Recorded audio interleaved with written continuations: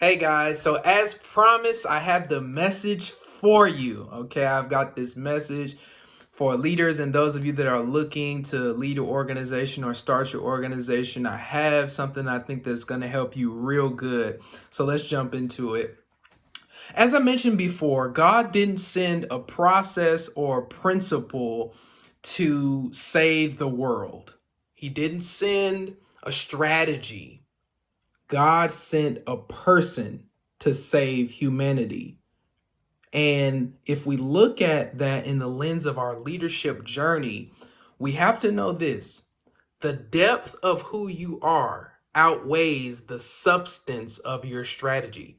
So, as I mentioned before, people can be impressed with the strategy that you have as a leader, they can be impressed with the things that you come up with.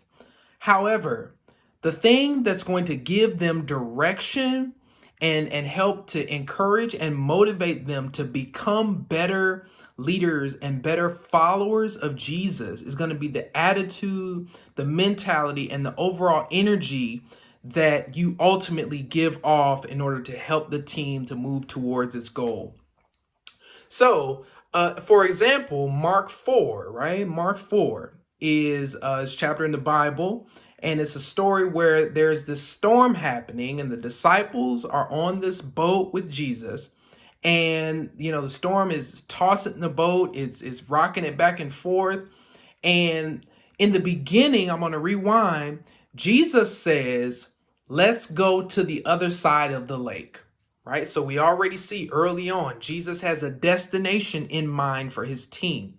He says, hey, let's go to the other side. Let's get there. Let's transition. Let's move forward. Let's progress. Let's advance. Right? Jesus does two things as the story goes on and the storm rages. He does two things. The first thing is he sleeps. And the second thing is he rebukes. Right? So what does that tell us in terms of who we are as leaders as we're trying to move our organizations forward? That tells us two things. We need to know when to relax, and we need to know when to rebuke. And you know what a rebuke is? It's, hey, quiet down, settle down. Because what did Jesus do?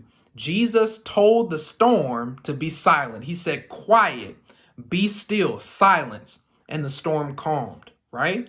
So in the context of that story, we can see that it wasn't the strategy that Jesus had to get the disciples in the boat across to the location that he was trying to get them to. He has the vision of where he wants to take the team, but it wasn't the strategy, right? It was his authority working through his character, right? It was his authority in God that caused him to be able to quiet the storm, right? It was not a strategy. It wasn't a guide or a manual or a standard operating procedure, right? These things are all good, mind you, okay? I'm not knocking principles. I'm a principle person myself. I'm not knocking the strategy. The strategy is good, but for some seasons in life, for some seasons in life, when we are going through our leadership journey and we're trying to lead a team, we've got to know that in order for the storm to be quieted and for us to get our people to the next place in their journey, our character has got to speak louder than our strategy. Our character has got to speak louder than our plan. Because it's been said like this: people hear what you say, but they hear what you do more than what you say, right? Character and actions speak louder than words, right? So what is your energy? What motivation are you giving your team to encourage them to push forward in this season of their personal life and in this season of the organization, or the season that the organization is in, right? So if we look at just the history, I'm gonna give you a little brief history. Whenever there was a plan that God had in the earth, he always sent a person, right? With his plan for redemption for the earth, he always sent someone to help accomplish certain elements of his covenantal plan, right? We have Noah. Noah helped save humanity from the floodwaters. Some of you may know of Noah. You may be familiar with him. You know, he builds the ark and he saves all of humanity from being drowned by the floodwaters. Abraham, who was a father of many nations, whose lineage was blessed. And then King David, who was known to be one of the best kings in biblical history, who was a man after God's own heart.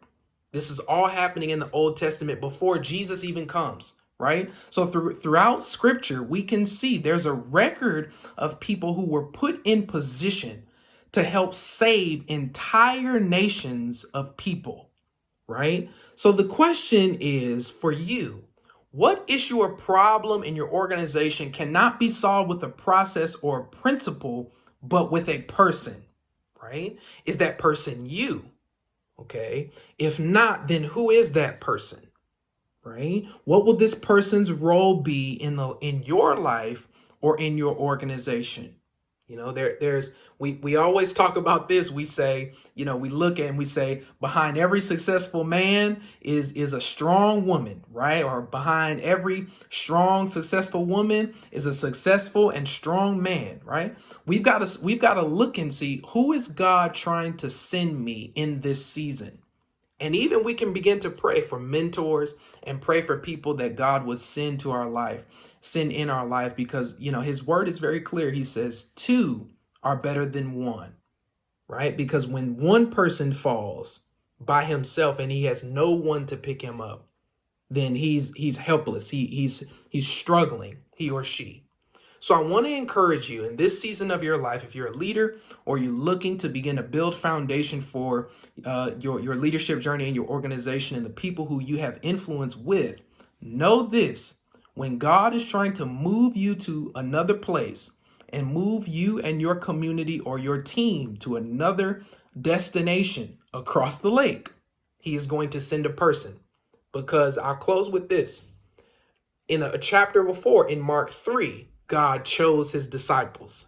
So God sent Jesus to his disciples in chapter 3, right? He chose them in chapter 3, then he leads them in chapter 4, right? God will send you who you need in the season that you need him to do it. I hope you guys are encouraged. Please be sure to check out more videos as I'm going to be posting some. Love you guys. Talk with you soon.